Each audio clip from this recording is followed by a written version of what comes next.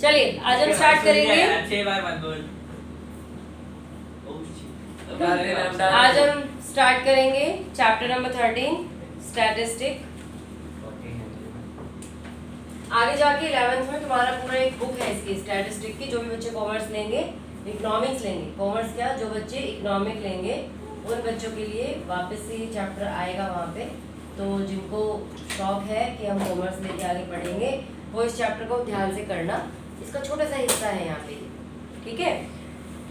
Statistics में आप यहाँ पे क्या क्या पढ़ोगे? आप पढ़ोगे यहाँ पे मीन, मीडियन एंड मोड। आप ये तीन चीजें निकालना यहाँ पे सीखोगे। मीन का मतलब क्या होता है? औसत, एवरेज, ठीक है।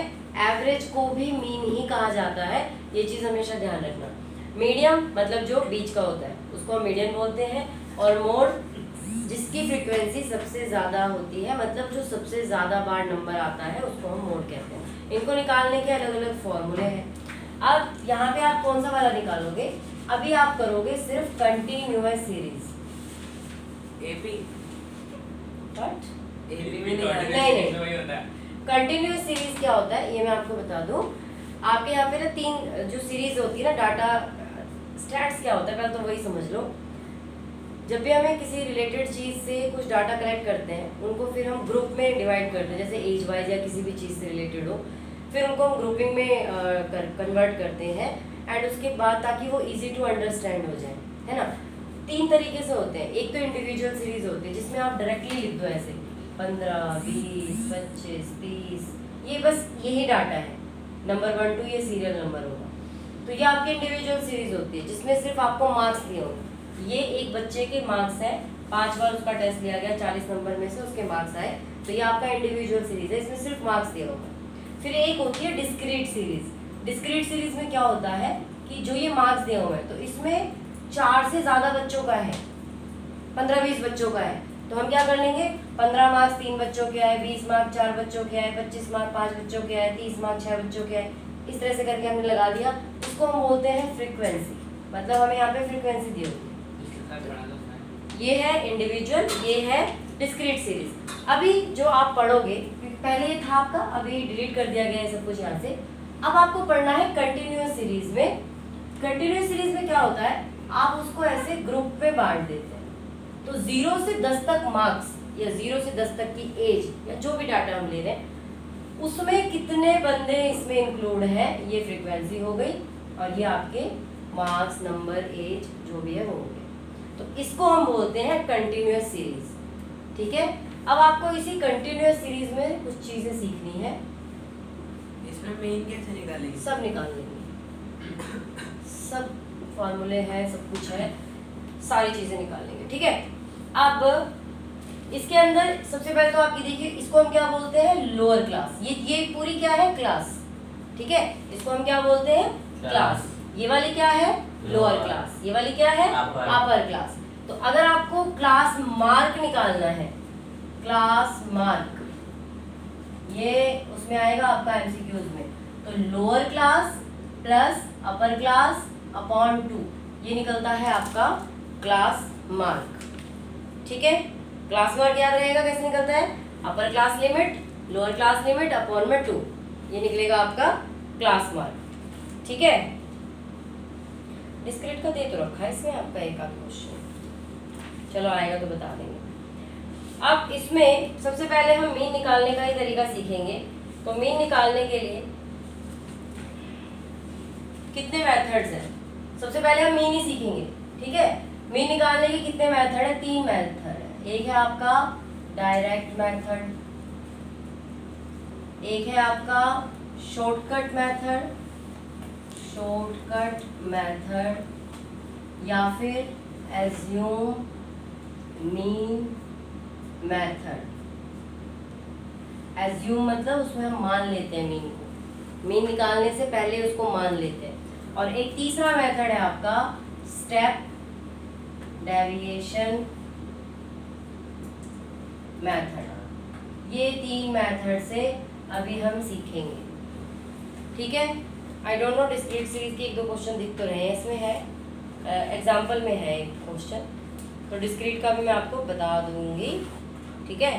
फिलहाल जो आपकी एक्सरसाइज है उसमें डिस्क्रीट का क्वेश्चन नहीं है, डायरेक्टली इसी का ही है। तो डायरेक्टली हम ये वाला क्वेश्चन करते हैं। सबसे पहले मैं आपको सिर्फ डायरेक्ट मेथड बताऊंगी इसी क्वेश्चन में, और आप पहले वाले का डायरेक्ट मेथड करेंगे इसी तरीके से।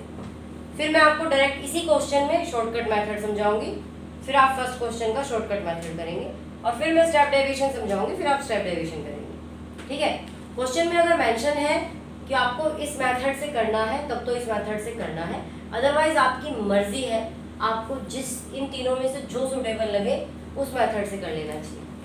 जिन बच्चों का दिमाग फॉर्मूले में चल जाता है ज़्यादा, जिनको अच्छे से याद हो जाता है, वो इन दोनों मेथड से आराम से कर सकते हैं, कैलकुलेशन कम होती है।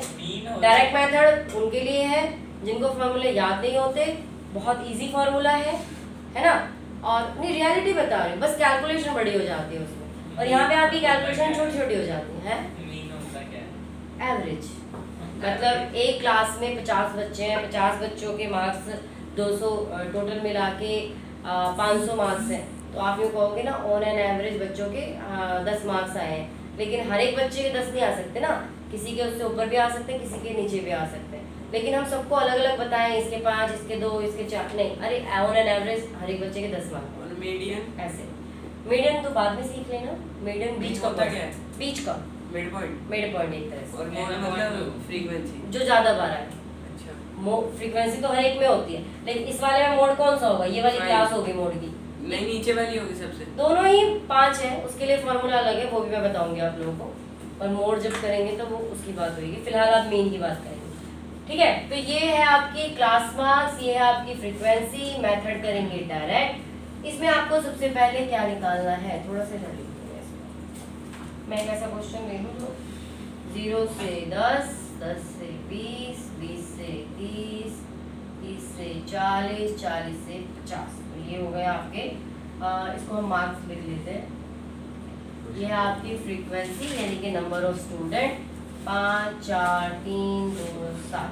अब आपको क्या करना है, सबसे पहले यहाँ पे निकालना है मिड पॉइंट।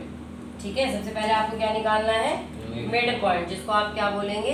अब देखिए कुछ स्कूलों में इसको m बोल देंगे, कुछ स्कूलों में उसको xi बोलेंगे। ठीक है, कुछ स्कूलों में टीचर इसको m भी करा देती है, कुछ स्कूलों में इसको xi कहा जाता है। xi क्या होता है आपका mid point. Mid point, mid point क्या होता है, ये जो अपर इस क्लास की दोनों क्लास को प्लस करके अपॉन 2, वही क्लास 1 जो होता है, upper class plus lower class upon में 2। ठीक है, तो इसको आप m भी लिख सकते हैं, इसको xi भी लिख सकते हैं, दोनों में से कुछ गलत नहीं होता है। ठीक है, यही आप 11 में पढ़ोगे तो वहाँ पे m लगा के ही होगा फॉर्मूला। हम xi से करें क्योंकि आपकी बुक में अभी फिलहाल जो एग्जाम्पल दिया हुआ सब में xi करके किया हुआ है। तो ये xi आएगा आपका 0 + 10 अपॉन 2 यानी कि 5, 30, 15, 25, 35 और 45। जानना है किसी को कि ये क्यों आया, कैसे आया? नहीं। ये जो क्लास मार्क्स है इनको हमने प्लस किया, अपॉन में 2 लगाया, प्लस किया, अपॉन में 2 लगाया, plus upon 2, plus upon 2, plus upon 2।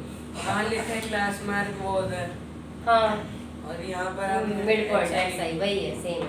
अच्छा ठीक है, सेम है, वो उसलिए भी लिखा है क्योंकि जो आपका MCQs आता है ना वहाँ पे क्लास मार्क लिखा होता है, कई बार मिड पॉइंट लिखा होता है। तो मिड पॉइंट तो आप ये समझ जाओगे क्योंकि हमेशा निकालोगे, लेकिन क्लास मार्क में कभी कभी दिक्कत हो जाती है, बच्चे समझ नहीं पाते हैं, दैट्स व्हाई मैंने बता दिया। xi आ गया हमारे पास, है ना, इसको क्या लिखा हुआ है आपकी बुक में, fi। ठीक है, अब हम क्या करेंगे, डायरेक्ट मेथड में fi इंटू xi निकालेंगे, fi इंटू xi, मतलब इसको और इसको इंटू करेंगे। डायरेक्ट मेथड सबसे आसान है, 5 5 जा 25, 60, 75, 70, 7 5 35, 3 7 28 और 3 31। हो गया। अब क्या करेंगे, फ्रीक्वेंसी का टोटल कर लेंगे और fi xi का टोटल कर लेंगे। ठीक है, 5 4 9 3 12 2 14 और 7 21। फिर हम फॉर्मूला लगाएंगे, 5 5 10 5 15, 1 2 3 6 3 9 7 16 7 23 24 2 3 2 5। क्या करते हो तुम, बीच में बोलते तो गड़बड़ हो जाती, गलत है। 5 5 10 5 15 1 2 3 6 3 9 7 16 17 24, क्या कह रहा है, डिवाइड।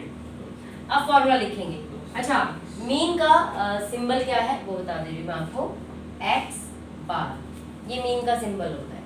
मीडियन का सिंबल कैपिटल लेटर m होता है और मोड का सिंबल z होता है, ठीक है।